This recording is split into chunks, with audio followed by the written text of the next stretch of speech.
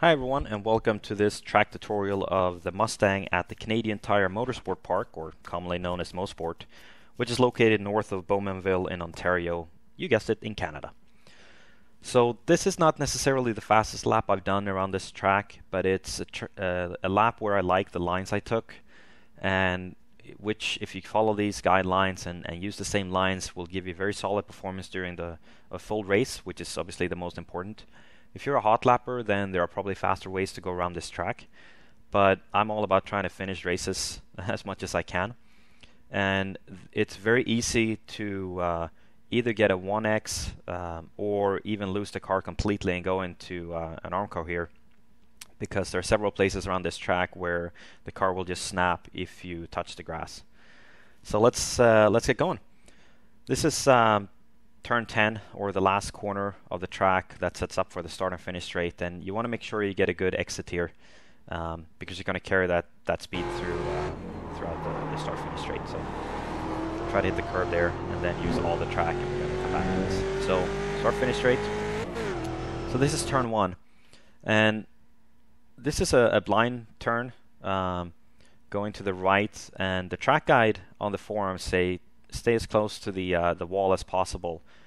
I personally prefer to not stay that close because the track is very uneven and it does tend to unsettle the car. So what I try to do is I try to put my right-hand tires either just over the curb or on the curb, whereas you can actually go as far right as to have your left-hand side tires on the curb, and then you're really close to the wall. But I said the track is very uneven, and you'll find that it unsettles the car and you won't be able to go on the throttle as quickly, and therefore your exit speed will be sacrificed. So as I said, I try to make the turn so that I always have the right hand tires on the curb or just over the curb. In terms of my braking point, you can see just ahead of here there's a little lighter gray spot on the track, which is also at the crest of that little hill. And this is what I aim for when I start my braking. So just as I pass that, I touch the brakes.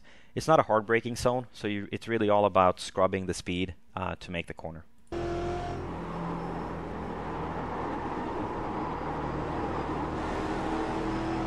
This exit here is very important. If you go too far left, and especially if one of your tires hit the grass, you're pretty much done for. The car will snap to the right, and you'll hit the wall to the right. And your race is pretty much over at that point. So while you can go wider here, even to the point where your left tires are actually over the curb, I advise you against that because it's really iffy, and typically you have to lift off and thereby sacrificing your exit speed if you do this. So it's better to have an exit like this where your left-hand side tires barely touch the curb, and it will also set you up better for drifting to the right for turn 2. So turn 2, go to the right, and similarly as the last corner, my brake point is pretty much when I hit the top of the hill here.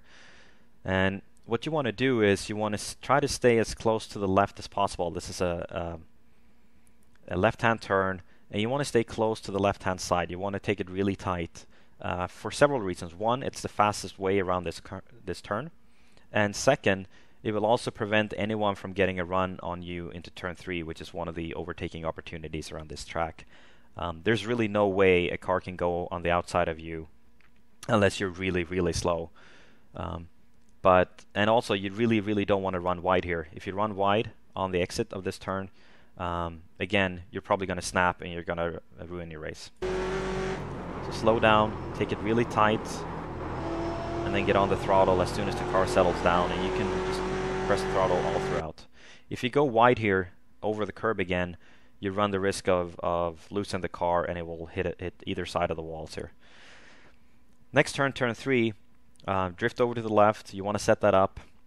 It's again, it's a somewhat hidden right-hand turn. There's a lot of hidden corners around this track, which makes finding your braking zone and braking points pretty tricky, and finding the apex. What I aim for here is the billboard on the left-hand side. As soon as that disappears out of my field of view, I start braking. And there are two ways you can do this corner. One is you can stay tight and basically normal apex, or you can aim for a late apex and thereby carry potentially a little more speed through the corner. In this particular case, I do a late apex, but I've seen both work just as well. Just hit the curb here, and then get on the throttle, drift all the way to the left. Again, you don't really want to take too much curb here because you might upset the car. This next left-hand corner is a blind left-hand corner, and potentially one of the trickier ones because you can't really see where you're going. More importantly, you're going to have to start turning into the corner way sooner than you think. If you wait until you're at the sign or as the downhill section starts, you're turning way too late. So you're going to have to start turning left before that. There's really no good indication of where that is. It really takes practice to figure out where you want to start turning in. As for, you can either go full throttle through this left-hand kink, or you can lift if that gives you a better line through the corner. Doesn't really matter which you do. There's no overtaking opportunity here, really. It's more important to set up turn 5 and turn 6 than carrying as much speed as possible through this corner. Typically, at the beginning of a race, you can go full throttle. Towards the end, as the tires start to wear off, you're probably going to have to lift a little bit. In this case, it's the beginning of a stint, so I go full throttle. So, early turn in. Try to hit that curb. And then, now we're coming up to turn 5 and 6, which is really a double corner. 5 is all about setting up for turn 6, which is the last corner before the long straight. So you sacrifice turn 5 to set up turn 6. I'm going to show you, I'm going to rewind here, but look at my steering. I don't really adjust my steering much. I just modulate my speed with my brake and my throttle, because it's all about, as said, getting as fast exit speed as possible out of turn 6, because you're going to carry that speed down the long, very long straight. So let's go back and look at my steering wheel and my brake and my throttle, which is here on the left, lower left-hand side. You can see that my steering position doesn't really change much. I do some minor adjustments, but I try to keep a very steady turn throughout this double turn, and then I modulate my speed and aim for the apex using my brake and my throttle. You can also brake very hard into turn 5 because it's uphill. You're not going to lock up the race. So now we're on this very long straight. You can read a book, you can drink a cup of coffee or whatever your favorite beverage is. It's a very long straight. It's all about just going as fast as you can. It's also the primary overtaking opportunity.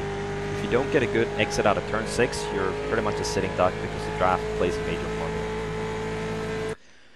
Coming up into turn 8, which is kind of a double corner, a long sweeping right-hander. My brake point is the second to last pole here on the left-hand side. That's when I start braking, and you don't really have to brake much. It's all about scrubbing speed, and I prefer to take a pretty tight line through this double corner. What you also want to do is, you don't want to hit 5th gear on the straight. You want to stay in 4th unless you're in a draft, in which case you probably have to go into 5th unless you're going to hit the rev limiter. But if you're running by yourself and you're not drafting, then stay in 4th because the gear shift will cause you to slow down and lose speed. So here I'm in 4th. I'm pretty much revving the engine to the rev limiter. So start slowing down and then shift into 3rd to get the benefits of engine braking. Be a little bit careful though, because you're going to shift into 3rd and it's going to you have the potential of actually blowing the engine, and it has happened during races. So be careful not to shift too early, but at the same time you do want the benefit of the engine brake. You don't really have to hit the brake too hard here. It's all about just scrubbing speed off and making your apexes. Make sure you hit this curb here. And then there's about 100-200 feet of a straight here between the right-hand turn and left-hand turn. As you can see, I'm full throttle already. So do that. Make sure you maximize that little straight. You're going to gain a few tenths on your lap time if you do. Don't go too far right here because you won't, again, speed is more important. As I said, I do go full throttle pretty much at the apex of the last corner. which means I'm not going to go swerve all the way to the right because I have too much speed to do that. So it's somewhat of a sacrifice corner. Same here. You're going to have a left-hand turn where you don't want to carry too much speed through the corner because you have to set up for the right, the last corner, turn 10, which is the one before start-finish straight. So what you want to do here is, yes, carry as much speed as possible, but don't carry too much because you don't want to drift too far right. You have to set up for the next corner, and I'll show you what I mean. You can hit this curb. You can actually go up with your tires on the left-hand side on this curb without really losing too much speed. I think in this case I don't really, I just touch it. Even if you go up higher there, it's really no big deal. But see here, I don't swerve too far to the right, and that's one of the mistakes that a lot of people do, is that they try to push too hard, and then they totally compromise your turn 10. So don't really go further to the right than this. Make sure that you control your speed, which is really hard to do, but keep telling yourself, don't go too wide, don't go too wide, and you'll be fine.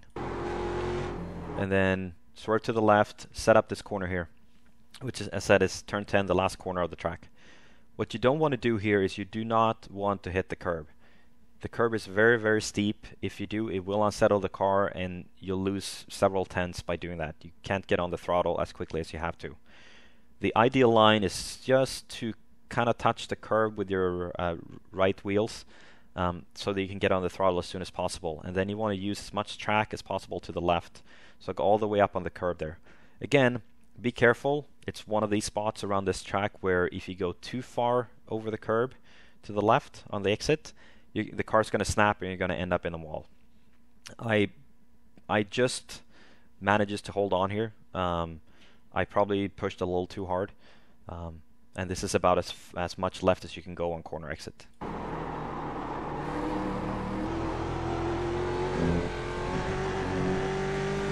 And that is a lap around Mosport. Hope you enjoyed it. Thank you very much.